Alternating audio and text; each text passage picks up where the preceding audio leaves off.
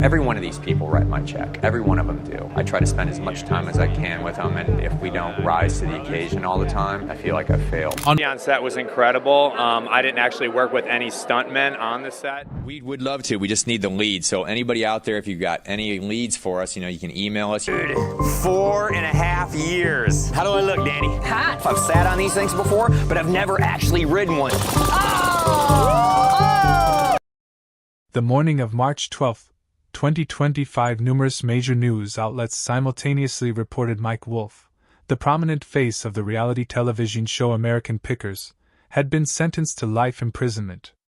The charges sounded like the plot of a high-stakes thriller: transnational artifact smuggling, concealed in evidence related to the death of a renowned historian, and manipulating the antique auction market worth tens of millions of dollars. To millions of viewers, Mike Wolfe had always embodied the image of a heritage enthusiast traversing across America to rediscover objects that carried the soul of time. But the truth revealed during a 46-day trial painted a different portrait: a cold, calculating man with covert ties to clandestine antiquities trafficking rings from the Middle East and Europe. The story began on June 17, 2023, when police in Bloomington, Indiana received a call from a neighbor reporting a strange odor emanating from the basement of Professor Harold Clemens's house, a retired historian who had taught at the University of Chicago and specialized in Civil War-era artifacts. When authorities broke in, they found Clemens deceased, lying on his back with his right hand clutching a small object, a silver pocket watch engraved with faint but readable words, RK 1887, for honor not glory. At first glance, it seemed to be the natural death of an elderly man living alone. But that watch was something that should not have been there. Just a week later, the Savannah National Museum issued an internal memo that was soon leaked. The watch had once been part of the Battlefield Heritage Collection, which had gone missing in 2019 during an unexplained storage transfer. The incident had never been made public. The museum feared scandal, until the item unexpectedly resurfaced in the hand of a corpse. This information spread quickly across social media, but what truly caused the situation to explode came from an anonymous Reddit post. A user named GearGhost82 created a thread on the antique hoarding subreddit. "I swear I saw this exact watch in an unaired episode of American Pickers when Mike visited a farm in Kentucky. It was in his palm, and he even said, 'This watch tells stories.'" Within 48 hours, dozens of people came forward claiming they had seen the same item on the show, or at least a similar clip that had circulated on YouTube in 2021 but was later removed. Other users added, "I saw it in the display cabinet at Antique Archaeology in Nashville last year. Might be the same one." In July 2023, the FBI quietly opened an investigation, working with the International Antiquities Trafficking Task Force. The operation was codenamed Russ Rail, with its primary focus determining whether Mike Wolfe was connected to an illegal interstate and possibly international artifact trading network. One of their early leads came from an unreleased History Channel video leaked by a former employee. In the 14-minute footage, Mike Wolfe is seen negotiating the purchase of a set of military pocket watches from an unidentified man inside a warehouse near Paducah, Kentucky. "By Elgin, yeah, it's an American manufacturer." Mike's voice in the video includes a line, "I know this piece went through the hands of an officer. It definitely has historical value. I won't ask where you got it." What raised further suspicion was that the connection between Harold Clemens and Mike Wolfe wasn't entirely non-existent. In 2017, Clemens made a brief appearance at a televised regional symposium on object history. In his introduction, he made a cryptic remark: "Some artifacts should never be for sale. They carry pain no amount of money can buy." An internal email from Clemens's computer recovered after his death revealed deeper suspicions. In a message to a close friend, he wrote, "I believe I've uncovered a chain of illicit transactions originating from a well-known television figure. I'm debating whether to alert the federal authorities." That email was sent 3 days before his death. Though police found no signs of assault, the forensic report indicated a small contusion on the back of Clemens's head, possibly from a fall or from impact before losing consciousness. No one was prosecuted for his death, but from that moment the investigation changed course. Mike Wolfe was officially placed under federal-level special surveillance, and that small watch, once a blurry detail, became the spark that forced an entire antiquing empire to face justice. Rust Trail, tracking the objects that never made it on air. Immediately after the silver pocket watch appeared beside Professor Harold Clemens' body, the federal investigative team began reviewing all aired episodes of American Pickers while also issuing formal requests for internal records from the History Channel and the show's production company. The FBI quickly discovered something unusual. From 2020 to 2023, more than 40 items acquired by Mike Wolfe and the show's crew never appeared on television. Some had been filmed with basic purchase receipts, but there was no clear record of where they went afterward. Among them was the very same fateful pocket watch. The covert investigation was codenamed Rust Rail, a reference to the path of tracing items buried in warehouses, basements, or perhaps even the underworld layers of the antique market. At first, the investigative team could not directly approach Mike Wolfe. Instead, they quietly trailed one of his backstage assistants, Craig Salinas, who had worked as a driver and primary transport handler for the production team.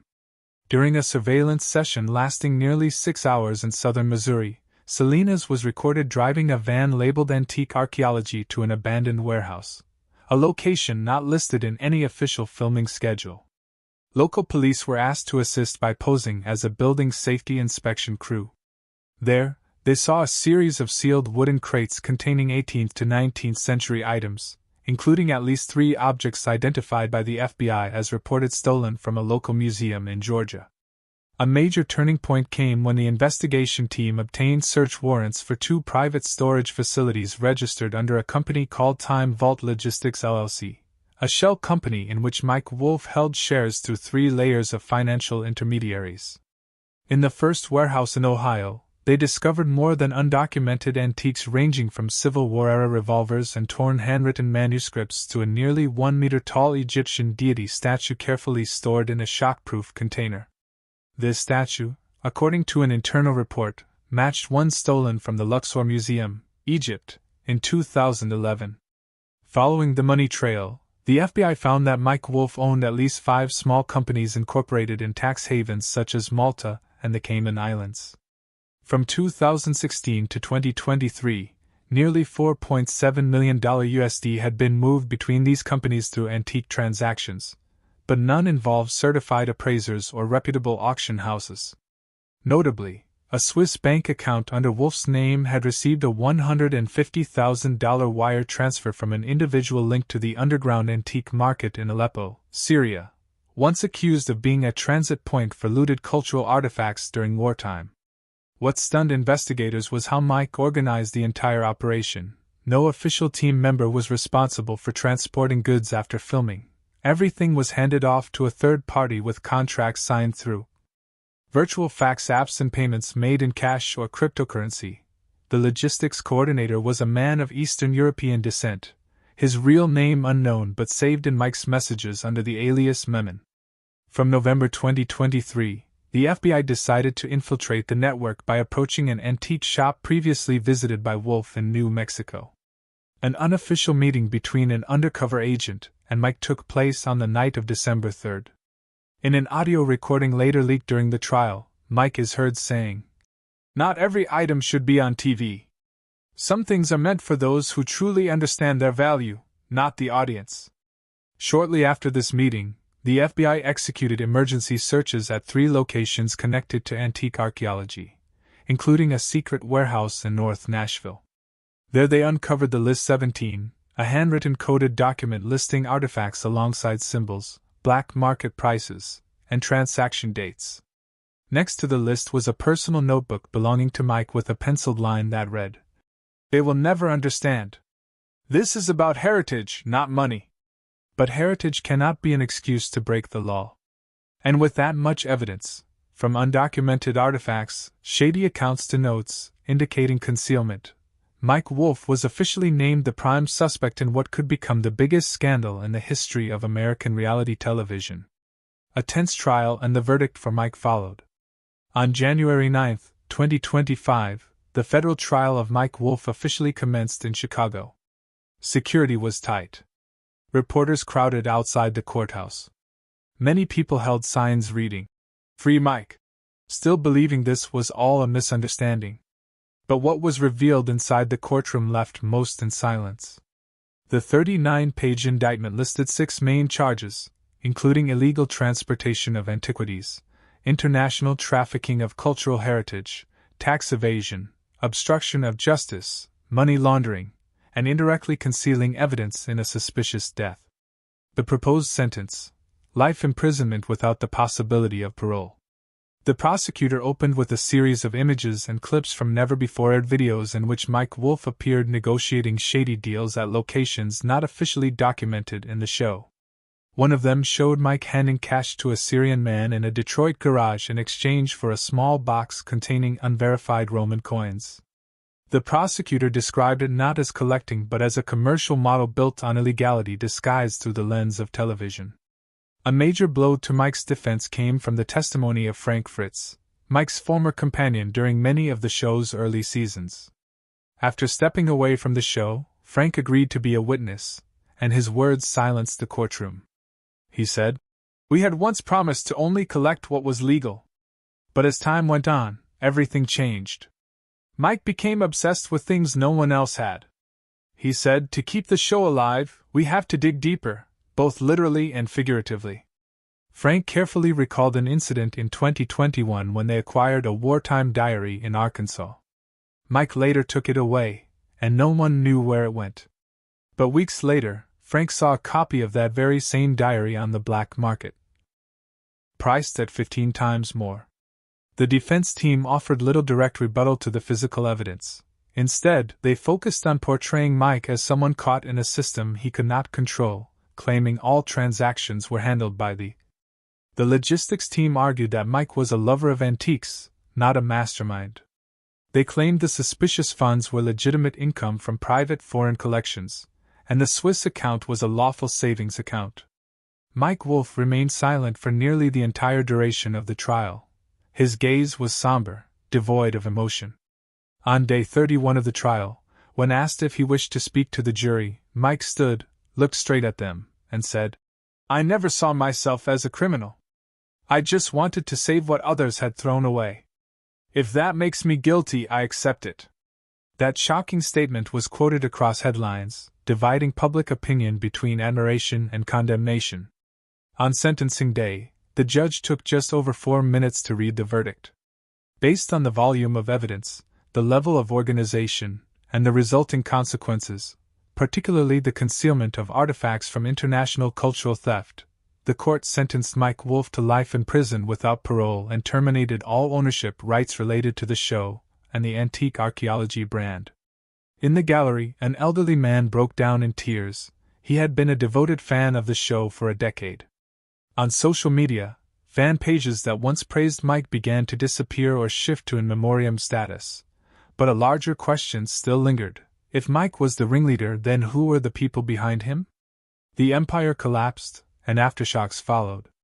Just 3 days after Mike Wolfe was sentenced, History Channel officially announced the cancellation of American Pickers and removed all related content from its streaming platforms. The once massively followed YouTube channel silently deleted old videos. The website of Antique Archaeology switched to a blank interface with only one sentence: temporarily suspended. A name once embedded in American television culture vanished so quickly it felt almost as if it had never existed. The FBI sealed off both showroom locations in Iowa and Tennessee, which Mike had once called sacred spaces for lovers of the past. The secret warehouse in northern Nashville, once used as a collection hub for artifacts, was transferred to the Heritage Management Bureau. An inventory lasting nearly a month revealed numerous items with falsified documents, unclear provenance, and worse, some were confirmed to be religious relics originating from conflict zones such as Iraq, Syria, and Yemen. Among them was a marble carving believed to have belonged to an Ottoman royal tomb stolen in 2003. The antiquities auction market entered a temporary freeze. Major houses like Sotheby's and Christie's issued statements reviewing all transactions indirectly linked to Mike Wolfe. Some major deals worth hundreds of thousands of dollars were canceled. Private collectors began to fear that items they once scored through Mike could be seized at any moment. Outside, the public began to divide. Loyal fans believed Mike had been made a scapegoat for a system long operating in the shadows of art, commerce, and politics. On platforms like X and Reddit, detailed analyses of inconsistencies in the investigation emerged, suggesting Mike might have stumbled upon information someone didn't want revealed. One detail that further ignited public debate was the List 17, the document found in Mike's warehouse. Beyond the encoded transactions and artifact symbols, the final page bore a handwritten line. Q7 are 3 VTI analysts and conspiracy theorists alike rushed to decode it. Some believed it was an abbreviation for a secret organization involved in high-end artifact trafficking, possibly tied to high-ranking religious authorities. A popular theory claimed VATIC referred to the Vatican Intel Corps, an entity never officially acknowledged. Though there was no clear evidence, the presence of this code turned the story into something far more obscure, stretching beyond one man and a television show. Another document released by the forensic investigation team was Mike Wolfe's personal notebook. Alongside notes like, Episode 312 Cut Old Truck Scene, or Follow Up with Leopard Skin Collection Holder. One page contained a single handwritten sentence. Not all past should be brought to light. This page was tightly folded and wedged between unrelated sheets, as if Mike had wanted it found by accident. At the federal prison in Terre Haute, where Mike is serving his sentence, officials have denied all media access. A former associate speaking anonymously revealed he doesn't talk to anyone, eats alone, walks alone, makes no special requests. It's as if he's accepted the sentence or had already seen it coming.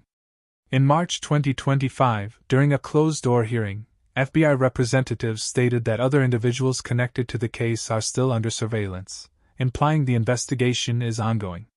One of those unofficially summoned was a former program director at History Channel, the person once responsible for reviewing cut episodes. No one knows whether certain footage was deleted, edited, or deliberately buried. To understand why it all came to this, one must return to the beginning. Before the camera lights, before the $1 million brand, back to where Mike Wolfe began. Mike Wolfe, the man behind the tragedy. Mike Wolfe was born in 1964 in Joliet, Illinois, into a poor working-class family, raised by a single mother with 2 siblings. They survived on hand-me-downs from neighbors. From a young age, Mike was fascinated by what others threw away.